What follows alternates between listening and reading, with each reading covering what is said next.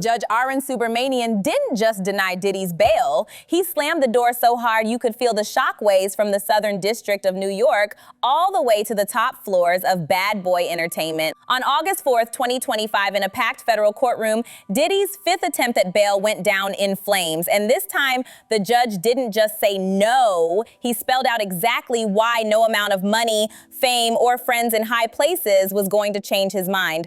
A month earlier, on July 2nd, Combs was convicted on 2 counts under the Mann Act, the federal law against transporting individuals across state lines for sex work. The conviction carries a mandatory detention rule. Once the jury comes back with guilty, you stay in custody unless you can prove you're neither a flight risk nor a danger to the community. That's not easy to prove, and it's even harder when the charges are under the Mann Act. You're locked up unless you can show exceptional reasons to be let out. Diddy's latest bail bid was his most ambitious. His lawyers put a $50 million package on the table. Multiple properties, cash reserves, private security, house arrest, ankle monitors, the works. They even offered to restrict his movements to a single residence under 24/7 surveillance. But prosecutors came in swinging. In their filing, they revealed they're no longer asking for just 3 to 5 years total. They want 3 to 5 years per count. That means if the judge goes with their math, Diddy could be looking at a decade or more. The government also argued he had every reason to run: a global network, immense resources, and more than enough connections to disappear.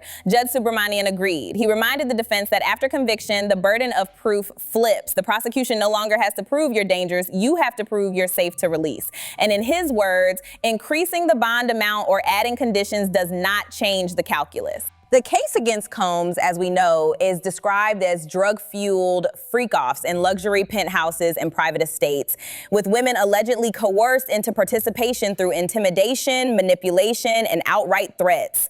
When federal agents raided his properties in March 2024, the defense called it irrelevant and sensational. Diddy's attorneys tried to frame the encounters as consensual adult entertainment, willing swingers engaging in legal acts that happened to be filmed. But the judge sided with prosecutors. This type of conduct cannot be policed with bail conditions. Then there's life inside the Metropolitan Detention Center in Brooklyn, a facility already notorious for overcrowding, budget cuts, and undertrained staff. Diddy's lawyers painted a grim picture: freezing cells, broken plumbing, and inmates acting out of desperation. They claimed he'd already been threatened by another inmate, implying that keeping him inside was putting his safety at risk. Judge Subramanian didn't dispute that an incident happened, but he pointed out that staff had kept Diddy safe and attended to his needs. Diddy's team tried to point to past cases where inmates got bail for poor conditions, like the Chavis case, but judge clapped back that those involved elderly defendants with severe medical conditions.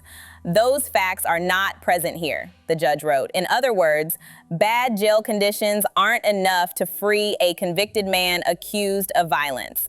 Public support has been one of Diddy's loudest assets. Gina, a former girlfriend and one of the women named in the indictment, wrote a letter calling him a devoted father and asking the court to let him out.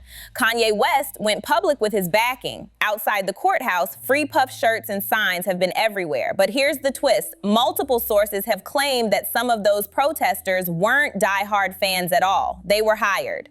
$20 an hour plus lunch to stand outside with a sign and chant for the cameras. Some didn't even know what the trial was about. They were told to show up, wear the shirt, and act passionate. If that's true, it means part of the movement was designed to make the crowd look bigger, the support seem stronger, and maybe sway public perception in Diddy's favor. In the courtroom, though, Judge Subramanian didn't bite. Manufactured support, real or not, doesn't outweigh the evidence. His legs were in between me, so he stomped on my stomach. Inside Diddy's camp, things aren't as united as they appear. Sources say his legal team is split on strategy. Some want to fight the sentencing with aggressive appeals. Others believe the focus should be on damage control and preserving his legacy. Even family efforts aren't landing. Christian Combs wrote a letter pleading for his father's release, talking about missing him and needing him at home. It didn't move the judge, and while a few industry figures have offered quiet words of support, many are staying silent publicly. publicly, quietly putting distance between themselves and a man now synonymous with scandal. The date is locked, October 3rd, 2025. The maximum penalty is 20 years, but with prosecutors pushing for 3 to 5 years per count, the reality could be closer to 10. Time served since September 2024 will count toward whatever sentence he gets. The defense is expected to argue for leniency, citing his charitable work, his role as a father, and his unique circumstances. But the repeated bail denials, the nature of the conviction, and the judge's own words paint a bleak picture. Unless something major changes, Combs is staring down years behind bars, with the court showing no signs of bending. 5 bail denials, damning allegations, a PR machine that may be more staged than sincere, and a sentencing date just weeks away. So now the question isn't just whether Diddy will walk free in the next decade. It's whether these next 2 months will be used to fight for his reputation or to script the last act of one of hip-hop's most controversial legacies. Because if there's one thing this case proves, it's that in federal court, celebrity clout can't always buy freedom. And when October comes, the only thing that matters will be the judge's final word.